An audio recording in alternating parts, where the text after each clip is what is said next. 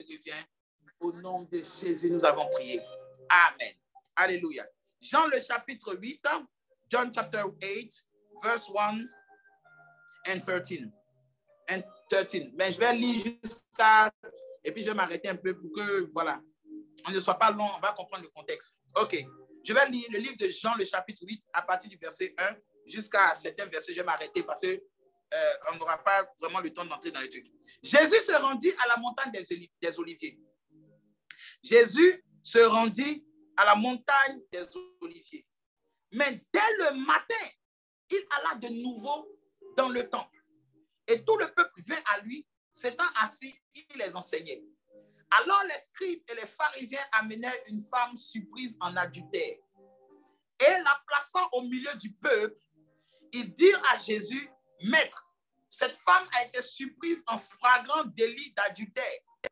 Moïse, dans la loi, nous a ordonné de lapider de telles femmes. Toi donc, que dis-tu? » Alléluia. J'aimerais m'arrêter ici un peu et essayer de vous faire un peu le contexte dans lequel nous devons appréhender cette partie de l'Écriture.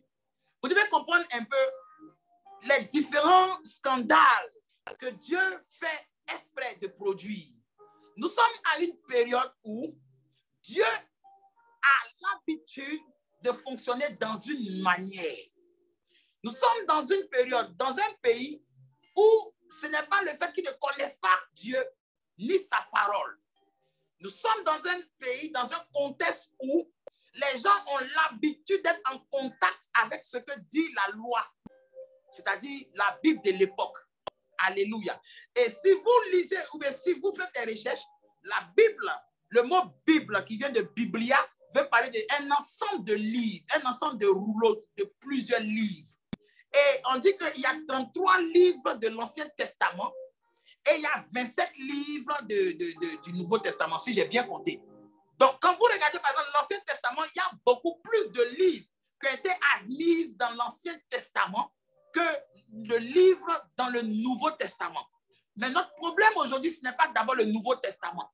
Notre problème ici, c'est le contexte de l'Ancien Testament. Et vous allez comprendre une chose. La Bible nous dira que dans le temps où Dieu va faire intervenir son esprit dans la vie de Noé, Noé était un prophète, un serviteur de Dieu, que sur toute la terre, Dieu a rendu le témoignage que sur toute la terre, Noé seul avait trouvé grâce aux yeux de Dieu parce que Noé seul était juste devant Dieu. Noé seul, sur tous les habitants de la terre. Maintenant, j'aimerais que nous prenions un peu le temps de regarder qu'est-ce que Noé a pu faire pour attirer autant de faveur sur lui, alors qu'à ce moment précis, il n'y avait pas de baptême de Saint-Esprit. Alléluia. Qu'est-ce qui a permis que Noé puisse être reconnu comme ça, comme étant un véritable serviteur de Dieu, alors qu'il n'y avait ni de prophète, ni de pasteur, ni de frère en Christ pour venir le fortifier? Pourquoi j'en parle? Parce qu'aujourd'hui, nous ne nous rendons pas compte, mais nous sommes tellement dépendants des autres qu'au lieu de devenir des hommes matures ou des femmes matures spirituelles, nous sommes plutôt en train toujours de devenir des bébés spirituels, ayant toujours besoin d'être cajolés ou d'avoir un traitement particulier, un traitement de faveur particulier. Il est très important de comprendre que même dans la croissance d'un enfant, il y a un temps où l'enfant a besoin d'être scotché à sa mère et de se nourrir au sein maternel. Mais il y a un temps où la mère doit commencer à prendre conscience que derrière la bouche de l'enfant, il y a des dents qui se sont formées. Et lorsque les dents sont suffisamment formées, il est temps que l'enfant s'intéresse à une nourriture plus solide, plus durable que le lait qu'elle lui donne. Alors, même si l'enfant va crier, même si l'enfant va commencer à se plaindre, si la femme cède aux caprices de l'enfant, elle détruit toute la destinée de l'enfant. De même, si Dieu veut produire des chrétiens solides, si Jésus-Christ de Nazareth veut produire des hommes et des femmes ayant la foi de l'Église primitive, des gens qui seront capables d'affronter n'importe quelle attaque qui viendra de l'ennemi, alors les mêmes choses qu'il a fait dans les temps passés, la même manière qu'il a procédé dans les temps passés, il doit le faire aujourd'hui et il doit le faire éternellement. Même la science vous dira que les mêmes causes produiront toujours les mêmes effets. Alors, nous nous souvenons d'une chose. Au temps où Noé va commencer à dire aux habitants de la terre que Dieu m'a dit qu'il va descendre une pluie qui va remplir toute la terre. Et si vous ne vous repentez pas, vous allez mourir. À cette même période-là, écoutez très bien ce que je dis. À cette même période, parce que Jésus viendra confirmer cela plus tard. Jésus viendra dire que quand les disciples vont lui demander, mais Seigneur, c'est quand ton avènement? C'est quand tu vas revenir? Il dit, les jours de ma venue, là, sera comme au temps de Noé. Or, aujourd'hui, quand nous regardons la modernisation, quand nous regardons un peu la technologie, quand nous regardons un peu la manière dont l'homme est capable de prédire le temps, l'homme est capable d'aller sur la Lune, l'homme est capable d'envahir des planètes, l'homme est capable de faire beaucoup de choses. Aujourd'hui, si tu prends ton simple téléphone, tu peux savoir quel temps il fera demain, à n'importe quelle heure, à la précision. Donc, ça veut dire qu'au temps de Noé, les gens pouvaient calculer le temps. Les gens pouvaient, par des figures géométriques, savoir si demain il allait pleuvoir. Par la position des astres, par la position du soleil, ils pouvaient savoir, et de la lune, ils pouvaient savoir s'il allait avoir un temps pluvieux ou un temps ensoleillé. Mais pendant ce temps, qu'est-ce que la médecine, qu'est-ce que la technologie de ce temps, qu'est-ce que la science de ce temps savait du temps de Noé? Ils ont observé le soleil, ils ont observé les étoiles, ils ont essayé de regarder un peu selon les possibles de l'intelligence humaine. Et qu'est-ce qu'ils ont résolu? Ils ont dit, Noé, tu sais, ça fait très longtemps qu'il ne tombe pas de pluie forte sur la terre. Parce que nous tous, nous savons que même dans la Bible, il est écrit que depuis que Adam a péché, Dieu a frappé, il a maudit la terre. Donc, c'est à peine quelques vapeurs, c'est à peine quelques fois que la pluie vient, juste pour satisfaire aux récoltes. Combien de pluie faut-il pour inonder toute une ville? Combien de pluie faut-il pour inonder toute une région? À plus forte raison, inonder toute la terre. Et je parie que si c'était à notre époque, les gens allaient se réunir dans les médias, dans les bureaux. Ils allaient faire des réunions, des conclaves. Et ils vont dire, bien-aimés, nous allons discuter du cas de Noé. La prophétie de Noé, mythe ou réalité. Observons, analysons et voyons. Et vous savez, il y a une chose que les gens ont l'habitude de faire. Quand Dieu commence toujours à travailler dans la vie d'une personne, les gens ont cette capacité-là de soit le détourner, soit de ridiculiser le travail qu'il fait. Sans prendre le temps de pouvoir observer. Sans prendre le temps de chercher quel est le fond de son message, quel est le fond de ce qu'il fait. Lorsque quelqu'un vient sur la terre et qu'il commence à faire un ministère, que ce soit au nom du Seigneur, il y a une arme efficace qui révélera si ce qu'il a fait était véritable. C'est le temps que va durer la chose qu'il est en train de faire. La Bible dit quoi? La Bible dit que la fin d'une chose vaut mieux que son commencement. Autrement dit, la manière dont la chose va se terminer la dévoilera si c'était vraiment de Dieu ou pas. Alléluia. Et c'est à ce moment précis où ils étaient convaincus que Moïse était le plus grand menteur de sa génération. Au moment où ils étaient convaincus que l'alcool que Moïse et que Noé est en train de boire, peut-être que c'est cet alcool-là qui le faisait voir la pluie un peu partout. Et la Bible nous dit que c'est à un moment où il ne s'attendait pas. Noé reçut de construire une arche. Et nous savons tous que l'arche était l'annonce que Jésus allait venir. Nous savons tout ça. Comment Jésus allait entrer. Comment Jésus allait œuvrer. Comment Jésus allait permettre à ce que, par son sacrifice à la croix, l'humanité qui croira, car quiconque croit en lui ne périra jamais, mais il y aura la vie éternelle. Cela annonçait le Christ. Et je me demande un peu, si vous arrivez à réaliser que Dieu lui-même a permis que nous puissions savoir que sur toute la terre, au temps de Noé, seulement Noé et sa famille ont pu entrer dans l'âge de l'alliance.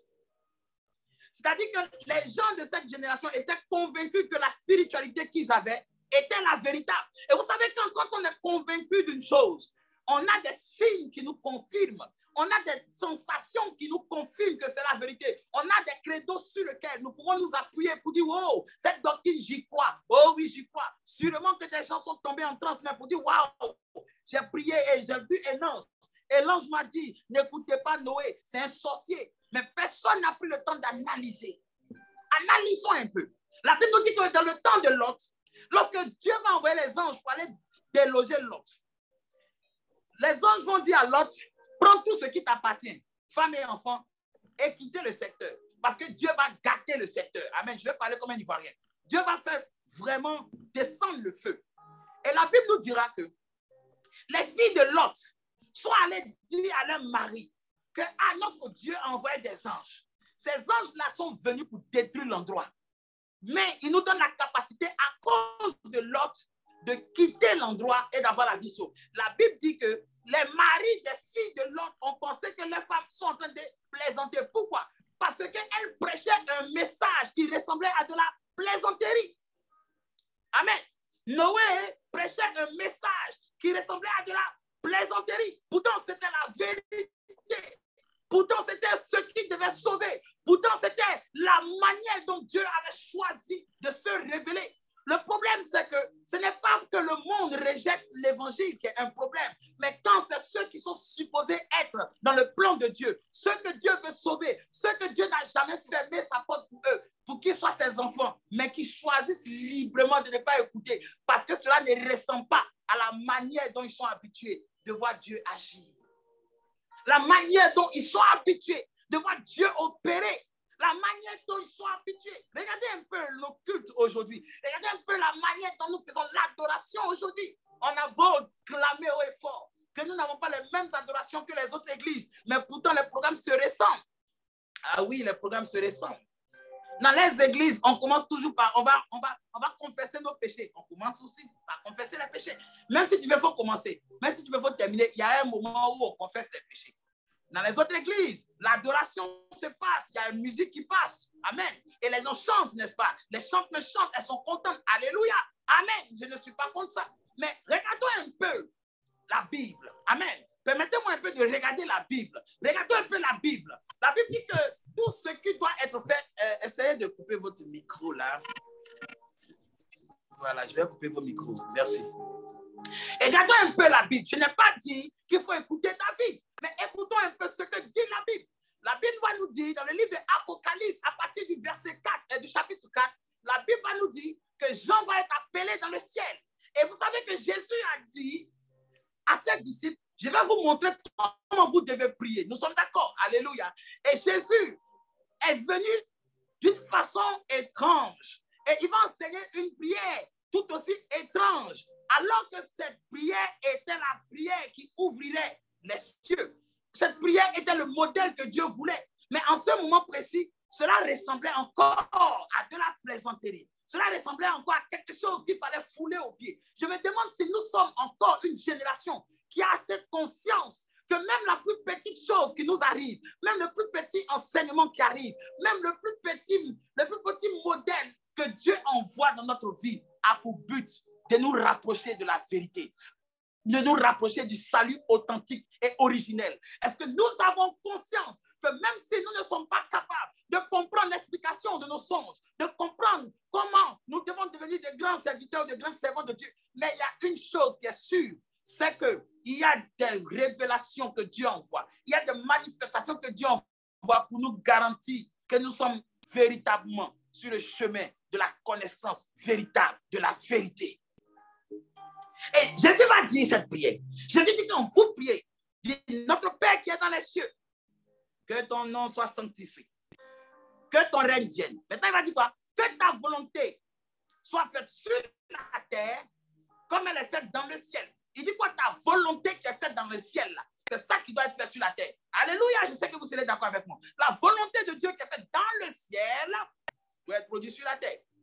Alors, prenons le livre de Jean, Apocalypse, au chapitre 4. Et Jean va arriver dans le ciel.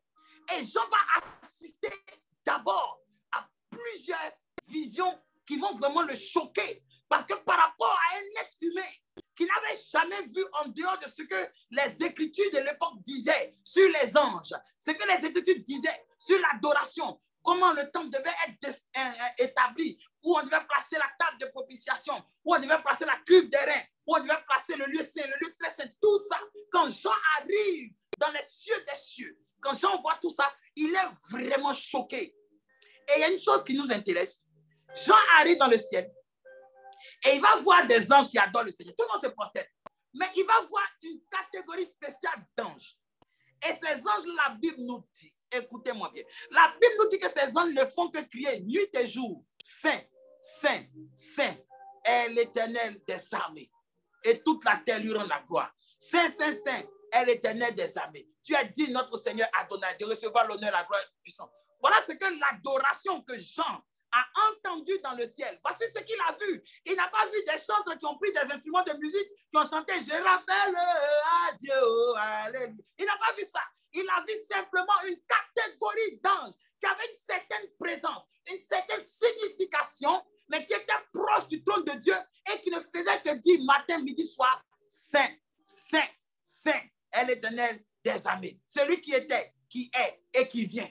Maintenant, je me demande, quand Jésus nous dit que ce qui est fait dans le ciel, c'est la volonté de Dieu et que nous devons le faire sur la terre. Et si aujourd'hui un prophète vient vous dire, peu importe les mots que vous pouvez dire dans votre adoration, essayez de dire simplement aussi, Saint, Saint, Saint est l'Éternel Sabaoth, celui qui était, qui est et qui vient.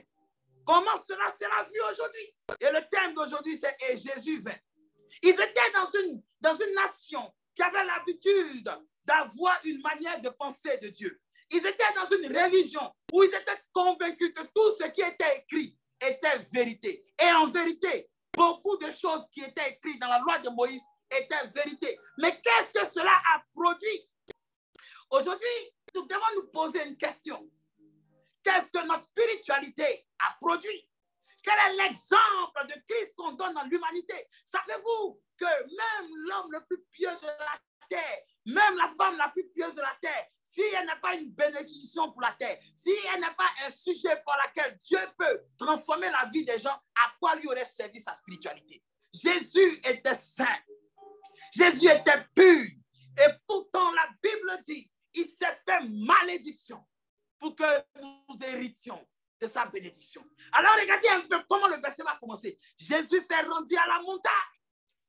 Et vous devez savoir que quand un prophète se rend à la montagne, ça veut dire que ce prophète prend un temps pour se séparer de la condition des mortels, de l'assemblée des mortels, de l'assemblée des hommes, pour essayer de s'élever vers la divinité. Mais pourtant, il était lui-même la manifestation de la divinité. Il était homme et il était aussi Dieu. Il pouvait ne pas aller sur la montagne. Mais pourquoi s'est-il rendu sur la montagne? Parce qu'il devait montrer que même si tu as des capacités, même si tu es capable, même si tu as le don, même si tu as l'appel, même si tu as tout ce qu'il faut comme potentiel, cela ne va pas t'empêcher de marcher sur les traces de tes prédécesseurs. Il y a des prédécesseurs, il y a des personnes que Dieu a suscitées dans la Bible qui ont réussi à atteindre le but à cause d'un certain niveau de consécration, à cause du fait qu'ils ne tardaient pas à monter sur la montagne, à cause du fait qu'ils étaient capables de se séparer des hommes, de se séparer de leur vie, se séparer de leur bien. Amos s'est séparé de son troupeau et il est parti croiser Dieu. Le meilleur sacrifice que Dieu aime, c'est l'obéissance. C'est lorsque nous sommes capables de faire des choses que personne d'autre avant nous n'a pu faire. Voici ce qui a amené Noé à trouver grâce aux yeux de Dieu. Parce que Noé était capable de faire ce que tout le monde ne faisait pas. La Bible dit qu'ils étaient dans une époque où les femmes étaient très belles, où les attractions étaient vraiment formidables.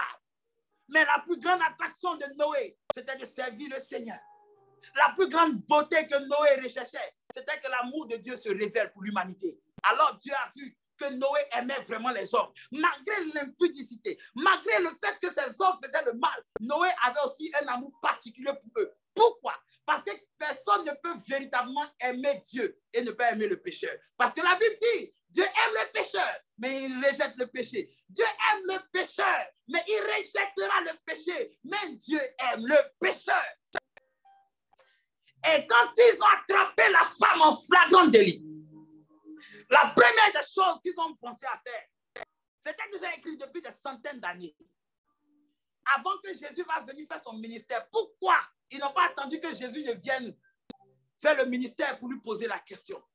La Bible va nous donner cette réponse. C'était pour l'accuser. Est-ce que vous vous rendez compte que ce n'étaient pas des païens, ce n'étaient pas des démons, mais c'était des chrétiens, des scribes et des pharisiens, des gens qui connaissent les Écritures, des gens qui sont habitués au mouvement de la Bible, le mouvement de Torah. des gens qui sont détenteurs de la connaissance, mais qui ont voulu utiliser la connaissance de la parole pour dénigrer le ministère de Jésus. Et s'ils ont fait ça à lui, Jésus, que penses-tu qu'ils vont faire de toi? Toi qui recherches une spiritualité assez paisible. Que penses-tu qu'ils vont faire? Jésus était la parole. La meilleure façon d'attaquer la parole, c'est de l'attaquer avec la parole. Quand tu as un ministère, on prend le contraire de ton ministère pour t'affronter. Si tu as un ministère qui rassemble, alors on disperse le peuple. Si tu as un ministère qui doit conduire les gens, alors on envoie quelqu'un pour faire le désordre. Vous ne pouvez pas empêcher Satan d'être Satan. Mais vous pouvez vous empêcher vous-même de devenir Satan. Ce qui me plaît, c'est qu'ils avaient tout prévu. Ils ont dit, nous avons un cas qui est là. Nous avons un cas indéniable. Il y a un cas que peu importe les discussions, peu importe les versets que les gens peuvent aligner. Quand nous regardons dans la Torah, il n'y a aucun passage où Dieu a encouragé l'adultère. Donc, ça veut dire qu'il ne peut pas nous échapper. Vous vous rendez compte que ces gens n'ont pas été au temps de Daniel. Lorsque Daniel était à Babylone. Quand Daniel était à Babylone, ils ont vu que Daniel avait un esprit supérieur. Ils ont essayé de dénigrer Daniel, tout, mais ça ne prend pas. Alors, ils ont dit cette phrase. Ils ont dit, cherchons dans la loi de Daniel. Cherchons dans la loi du Dieu qui craint. Parce que la meilleure façon de vaincre un enfant de Dieu, c'est de vaincre ce en quoi il croit. Ce qui est le fondement de sa spiritualité. Ce qui est le fondement de sa croyance. Ce qui est le fondement de sa sanctification, de sa consécration. Vous vous consacrez pourquoi? Quelqu'un me dit, non, mais moi je me consacre pour que la gloire de Dieu soit vue. Mais tu te consacres pour que la gloire de Dieu soit vue ou bien pour que Dieu te fasse voir sa gloire. Parce que la Bible dit que quand les fondements du juste sont ébranlés, que ferait le juste? Quand tu demandes à Dieu de manifester sa gloire, ce n'est pas obligé que Dieu te montre toute sa gloire. Peut-être que ton jeune, ça a aidé un serviteur quelque part dans un pays en persécution. On devait l'attraper et Dieu a changé les cœurs. Donc tu ne dois pas te plaindre puisque tu t'es offert en offrande à Dieu. Mais en vérité, tu vois que derrière ta consécration, tu aimerais toi aussi œuvrer pour le Seigneur. Alors, aie le courage de dire, Seigneur, moi j'ai lu la Bible, j'ai lu les versets bibliques, j'ai vu qu'il y a des gens que tu as utilisés. Et quand je regarde, ça me plaît aussi. J'aimerais, mais toutefois que ça ne soit pas par ma volonté, mais que ça soit par ta volonté. Parce que dans une armée, tout le monde n'attrape pas épée, tout le monde n'attrape pas les fusils. Il y a d'autres qui sont dans les avions de chasse, il y a d'autres qui sont dans les camps, mais en train de faire des stratégies. Chacun a son poste. Souvent, quand nous regardons un peu les gens de la génération, tu as l'impression que chacun veut être dans sa maison et puis c'est lui seul que les anges révèlent les choses. Chacun veut avoir une spiritualité où lui il donne aux gens, mais que personne ne vient lui donner. Alors que nous sommes tous les membres d'un même corps. J'ai tellement besoin de vous que vous aussi, vous avez besoin de moi. Ça ne sert à rien d'avoir toute une connaissance ou toute une puissance s'il n'y a pas un endroit ou des personnes pour recevoir cette puissance ou pour véhiculer cette puissance. Et Jésus-Christ l'a compris. Il a compris. Lui qui est fils de Dieu, lui qui est Dieu, lui qui est glorieux, qui a toute la manifestation et la plénitude de la divinité, il est monté sur la montagne. Et aujourd'hui, monter sur la montagne, c'est le temps de recul. C'est le temps où on n'attend pas que notre vie chrétienne a baissé pour pouvoir... J'ai remarqué que j'ai commencé à baisser dans la prière. Donc, j'ai commencé à prendre 2 jours là, loin de Facebook. Ma soeur, si tu veux, il faut prendre 2 ans loin de Facebook. Il y a une heure quand ça va venir là, tu vas rattraper. Tu vas rattraper ça. Pourquoi? Parce que tes barrières, tes fondements ne sont pas stables. Tes fondements ne sont pas solides. Vous savez, même il y a des passages dans ma vie, il est quand même l'heure est passée. Il y a des passages dans ma vie que si je vous en parle, vous allez voir qu'il y a eu des moments où le Saint-Esprit m'a mis en face de ma vie comme un miroir et il a fait une analyse de chaque volonté qui me poussait à faire chaque chose. Vous savez, souvent, vous pouvez être là comme ça dans un endroit et Dieu est en train de se manifester et vous recevez un message. Et ce message, au moment où vous voulez dire le message, il y a une autre personne qui a reçu le même message. Et elle a reçu même un message même encore plus précis que toi, ton message. Et quelque chose se passe à l'intérieur de toi. Et tu dis, mais attends. Mais si je savais, mais j'allais dire, oh, vraiment, les frères aussi là, vous êtes trop loin. Vous aussi, calmez-vous. Ça nous arrive, ça nous est tous arrivé. Ça nous arrive. Mais quand ça arrive, à ce moment, maintenant, pose-toi la question pour dire, mais attends, tiens, c'est vrai. Souvent, on est à l'aise quand c'est nous qui recevons les choses. C'est vrai, on est à l'aise. Mais souvent, Dieu aussi veut utiliser d'autres personnes dans notre vie. Souvent, Dieu veut utiliser aussi d'autres choses. Souvent, Dieu aussi ne veut plus t'utiliser simplement en tant que visionnaire, parler en langue, mais par exemple comme quelqu'un qui écoute. La première des choses que Jésus va faire, quand il descend de la montagne, il va s'asseoir et il va enseigner le peuple qui va venir à lui. Il n'est pas allé vers le peuple. Lisons, je veux qu'on lise ça. La Bible dit quoi? Jésus se rendit à la montagne des Oliviers, mais dès le matin, il alla de nouveau dans le temple. Il allait de nouveau dans le temple. Ça veut dire qu'il avait l'habitude d'aller dans le temple. Maintenant, vous savez que dans la nouvelle alliance, le temple, c'est notre corps. Mais je vais vous dire une chose encore. Le temple a beau être notre corps, mais ce sont les habitudes qui se passent dans le temple qui fait du temple un temple. Quand vous regardez un bâtiment, quand on sait que ce bâtiment a été dédié à Dieu, on sait qu'il y aura des prières. Et on sait que ce ne serait pas évident de prier dans la saleté. Donc, les gens vont venir, ils vont nettoyer l'endroit. Ils vont mettre des choses un peu plus religieuses pour que l'atmosphère fasse la différence, pour qu'on sache que c'est un truc qui est différent.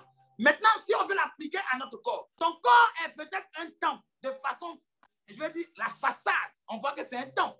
Peut-être que tu n'es pas dans la prostitution, tu n'es pas dans la souillure, certes. Mais quelles sont les habitudes d'adoration qui feront de toi un temple?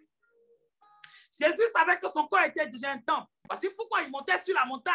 Il faisait des allées et venues entre la spiritualité, entre le monde divin et le monde physique. Pourquoi? Parce que ce qu'il envoyait avait besoin de beaucoup de concentration. C'est comme cette mission-là. Il y a des choses que les gens ne comprennent pas. Il y a des choses. Peut-être que vous pouvez prier, on peut prier, mais vous ne pouvez pas imaginer. Ceux qui étaient là au début savaient. Quand on a commencé les directs, dès qu'on commence à la parole, en même temps, tu vois que le Wi-Fi perd connaissance. Tu vois, en même temps, il y avait tellement de problèmes. Ensuite, ça a changé. Après encore, lorsque je suis dans une période où je commence à enseigner sur certaines choses qui vont vous brûler aujourd'hui, mais qui vont vous aider demain, il y a des personnes qui commencent à se rétablir. Tu vois, je remarque comme ça que des personnes commencent à s'éloigner un peu. Peut-être que des personnes vont dire, ah, mais l'homme de Dieu aussi n'a plus le temps pour nous. La Bible dit, ils se sont rendus dans le temple parce qu'ils savaient que Jésus conservait ses habitudes d'adoration. Jésus conservait ses habitudes d'adoration. Jésus était différent des autres prophètes. Pourquoi? Parce que les autres prophètes, là, ils avaient une manière de faire qui n'était pas globale. Cela correspondait juste à un temps ou à une précision. Comme certaines personnes sont habituées à un style de prophète ou un style de pasteur, beaucoup de personnes ont été choquées de me voir en direct par rapport à ce qu'ils ont entendu de moi. Il y a des gens, quand ils entendent les choses de moi, ils peuvent imaginer quelqu'un qui est grand de taille, qui a la barbe, qui est vieux même. Dès que tu le vois, tu sens que le gars, il transporte une atmosphère prophétique. Il y a des personnes qui ont simplement entendu ma voix au téléphone. Et quand l'Esprit de Dieu a commencé le ministère, a commencé à révéler des choses dans leur vie, ils ont vraiment dit, mais vraiment, vraiment. Mais j'ai beaucoup plus de témoignages des gens qui m'ont méprisé à l'apparence, qui m'ont rejeté à l'apparence, mais c'est lorsque Dieu s'est glorifié qu'ils ont dit, ah tiens, c'est maintenant que nous croyons que tu es un prophète. La même chose est arrivée à Élie. Lorsque Élie allait dans la maison de la veuve, Élie avait dit à la veuve que ainsi par l'Éternel, la nourriture ne manquera pas dans ta maison. La femme a dit, mais amen, qu'il le soit fait, oh mon Seigneur. Mais ce n'était pas profond. Mais la Bible dit, quand son enfant est mort, elle va appeler le prophète, elle va lui dire, donc ta présence est venue rappeler mon péché. Hein? Parce que c'est comme ça. On aime bien un serviteur de Dieu. On aime bien trouver un argument lorsque cela est favorable. On cherche dans la parole. On cherche dans ton attitude. Peu importe si ton attitude plaît devant Dieu. Si ton attitude ne plaît pas aux hommes, les gens te rappelleront ton attitude. Les gens te rappelleront toujours les choses que tu es censé avoir fait, que tu n'as pas fait. Même si normalement, tu n'es pas engagé de le faire. Alors elle a dit à Élie, Élie, tu es venu me rappeler mon péché. Mon fils est mort. Et Dieu merci. Comme Dieu n'oublie jamais ses enfants. Dieu a permis qu'après la prière, l'enfant ressuscite. Et c'est là qu'elle va ajouter cette parole. Elle va dire, homme de Dieu, je reconnais maintenant que la parole de Dieu dans ta bouche est vérité. Ça veut dire qu'avant là, vous comprenez. Maintenant, revenons un peu à ce que Jésus va nous dire. Pourquoi le thème est ensuite vint Jésus? Parce qu'ils n'ont pas considéré le travail que Jésus faisait. Ils n'ont jamais considéré Jésus pour venir le voir pour dire, mais est-ce que s'il y a des cas, par exemple, de la parole que nous ne comprenons pas, on peut venir te voir? On ne sait jamais. Vous allez voir que dans certaines versions de la Bible, quand ils sont venus, ils l'ont appelé Rabbi. Et Rabbi, c'était un terme qu'on donnait à ceux dont on reconnaissait qu'ils avaient une certaine connaissance. Vous voyez, donc les gens étaient d'accord que Jésus avait une connaissance. Les gens étaient d'accord qu'il avait des choses qui disaient qu'ils ne sont pas farfelus. Mais le statut de sa divinité, le statut qu'il avait là, ils avaient un problème avec cela. Or, le statut que Jésus avait était son identité. Il y a des personnes, il y a une atmosphère qui peut venir contre toi, où les gens peuvent accepter ce que tu es, que lorsque ton statut ou ton identité est acceptable par eux, mais pas par Dieu. Jésus pouvait simplement accepter de se faire appeler Rabbi et tout allait bien se passer. Imaginez-vous dans cette partie-là, si Jésus avait dit simplement, allez, vous pouvez la lapider. Imaginez-vous ce jour-là, le culte allait être vraiment intéressant. Les pharisiens allaient inviter leurs parents. Les gens allaient venir de partout. Caïphe même allait prendre le micro pour dire, je vous ai dit depuis le début, Jésus de Nazareth, qu'il est l'un de nous. Vous savez, la vie que nous sommes en train de vivre, la foi dont nous avons la foi, c'est une foi qui a commencé avec la guerre. Les disciples n'ont pas été tolérés. Ça a commencé avec la guerre. Mais ce n'est pas nous qui faisons la guerre. Mais la Bible dit, ils vous feront la guerre. Ce n'est pas nous qui faisons la guerre. Mais ils te feront la guerre. Mais ils ne te vaincront pas. Pourquoi? Parce que je suis avec toi.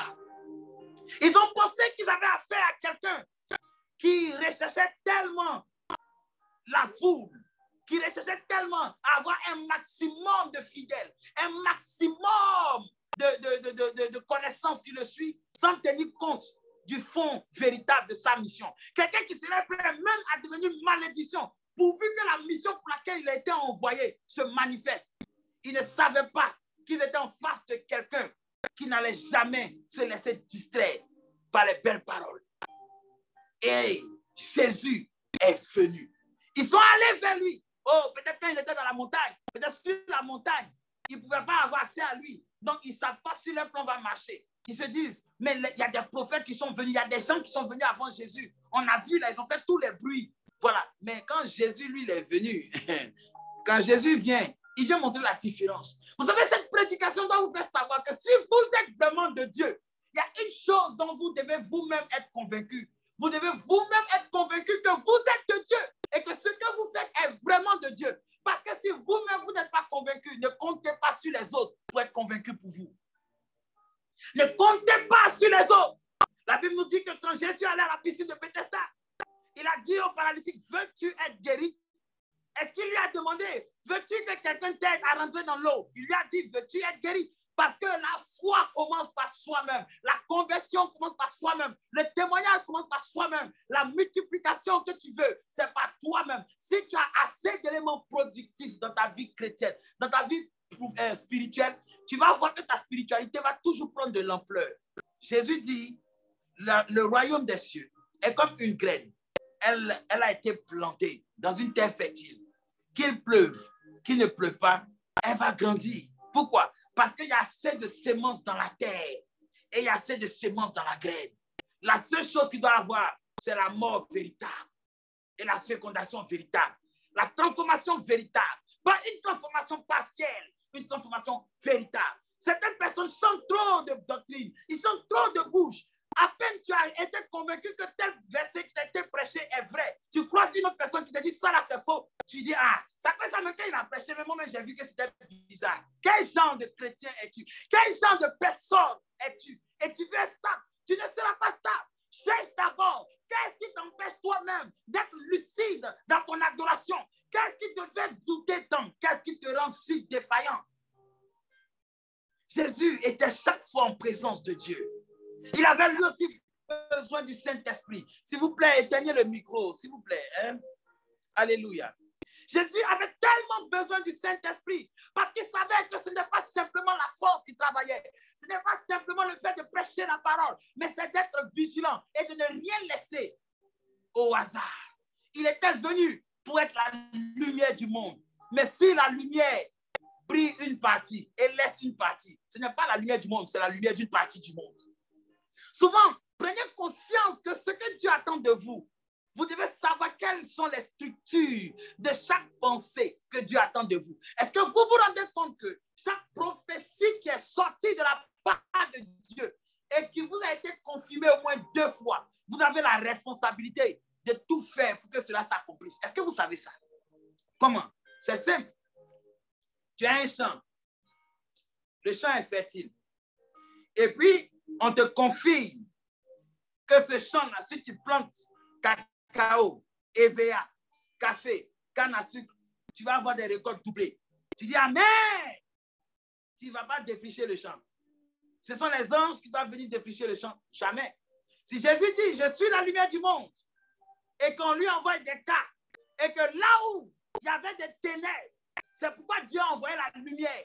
Et lui, il vient pour juger les ténèbres et pour faire la même chose que les ténèbres. Il n'est plus la lumière du monde. Remarquez que depuis le début du ministère de Jésus, Satan lui-même en personne est allé le tenter. Pourquoi? Parce qu'il savait que c'est si facile de tromper quelqu'un lorsqu'il est au début de son œuvre, lorsqu'il est au début de sa foi, lorsqu'il est encore bébé spirituel, lorsqu'il a encore besoin que des prophètes le cajolent, quand il a encore besoin de croiser des gens qui vont dire « Oh, tu sais, la lumière de Dieu est sur toi. » Mais quand Jésus est venu, Jésus était venu pour affronter tous ceux qui, au nom de la parole, tuaient les gens. Au nom de la parole, s'en foutaient de la miséricorde. Au nom de la parole, s'en foutaient de la destinée finale de l'âme humaine.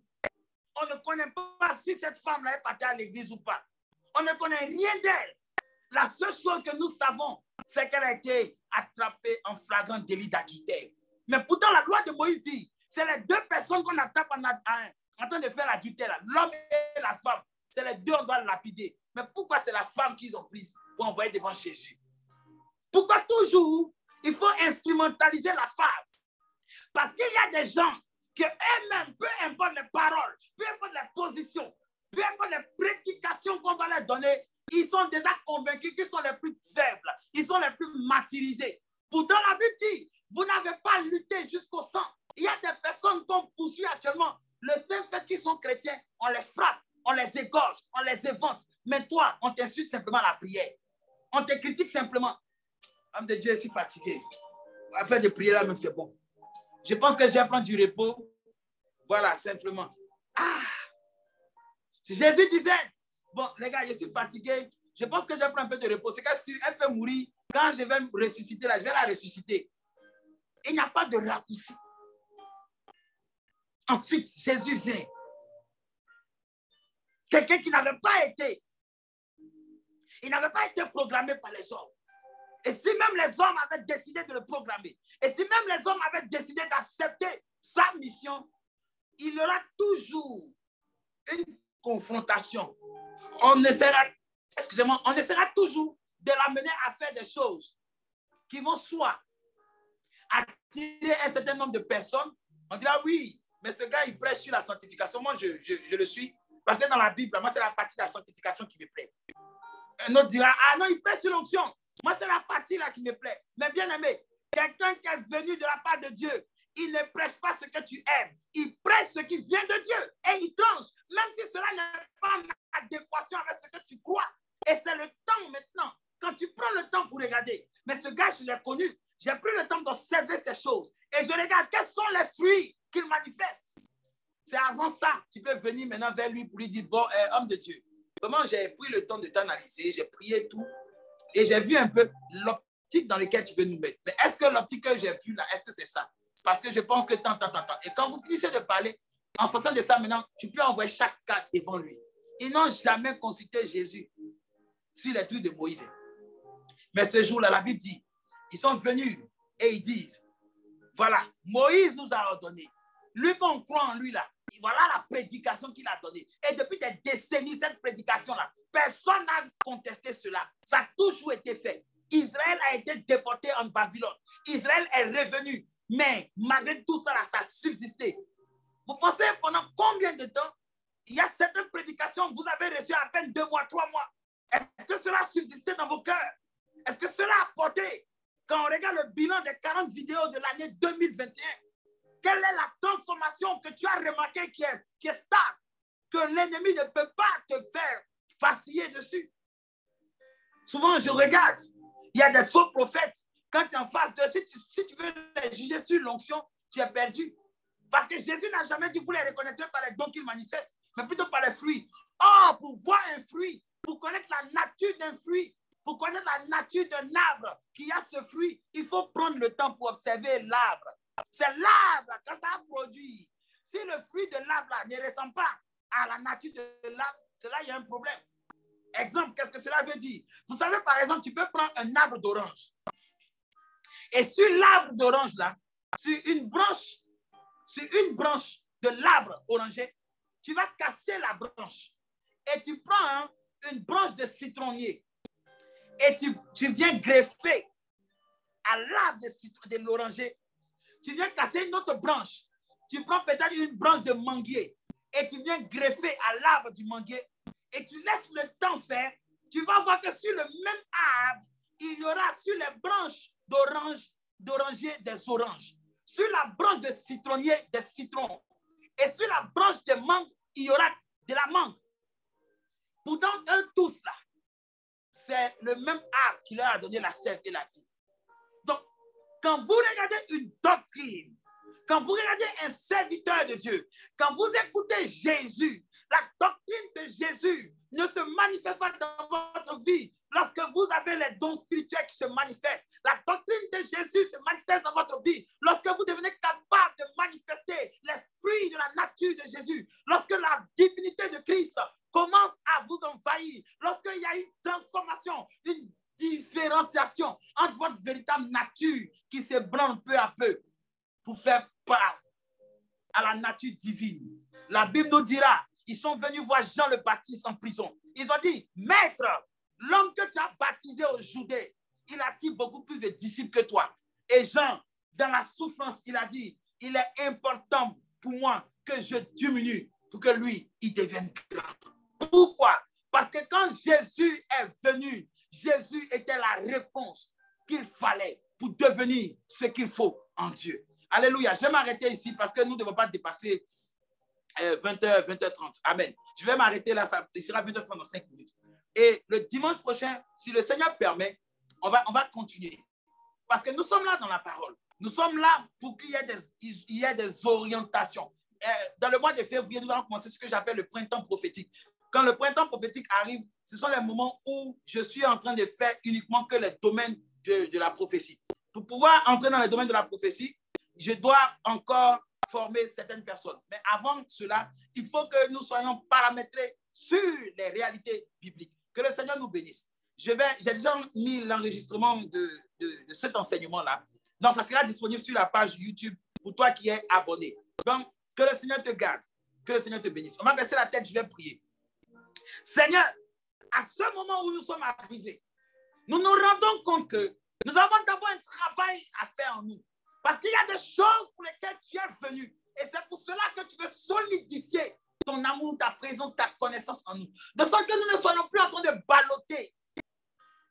Allant ça et là, par tout vent de doctrine, même si c'est écrit dans ta parole. Mais ce qui révèle le fond, ce qui amène ta nature à dominer en nous, ce qui nous amène à pouvoir embrasser la croix de persécution, embrasser les moqueries et d'aller toujours de l'avant. C'est ça que nous avons commencé. Puissions-nous conquérir, triompher et innover pour la seule gloire de ton nom. Non pas à nous, Père, mais à toi seul la gloire. Non pas à nous, Elohim, mais à toi seul le règne. Non pas à nous, Père, mais à toi seul, Yeshua Mashiach, la gloire, l'honneur et la puissance. Saint, Saint, Saint est l'Éternel, Adonai Sabaoth, celui qui était, qui est et qui vient. Tu es digne, notre Seigneur Elohim, de recevoir la gloire, l'honneur et la puissance, car tu as créé toutes choses. Et c'est par ta volonté que ces choses existent et qu'elles ont été créées. Béni sois-tu, Seigneur, pour ce fabuleux moment que tu nous donnes. Permets-nous, Seigneur, de revenir encore, que ce soit dans la semaine ou dans la semaine prochaine, Père. Mais peu importe, Père, si nous avons trouvé grâce à tes yeux, Père, donne-nous encore de ce pain-là, car nous aimons cela. Nous chérissons ta parole. Oh, Père, nous aimons la poussière même de Jérusalem. Nous aimons même les pierres fanées de Jérusalem, Père. Nous aimons, Père. Nous sommes attachés accès à ces moments glorieux, car nous le savons que c'est pour la vie que tu as envoyé cela. Merci Seigneur. Prends soin de tes enfants dans cette semaine. Visite-les dans cette semaine. Opère la transformation véritable. La Bible dit que tu confirmais la prédication par des signes et des prodiges. Père, fais-le, parce que c'est à cause de ça que tu m'as appelé. Et permets-nous, Père, d'être encore refortifiés, d'être encore renouvelés, d'être encore travaillés encore, afin que ta nature puisse s'exprimer en nous lorsque les gens viennent nous donner des pièges. Béni sois-tu. C'est dans le précieux nom de Jésus que nous avons prié. Amen. Alléluia. Que le Seigneur vous bénisse.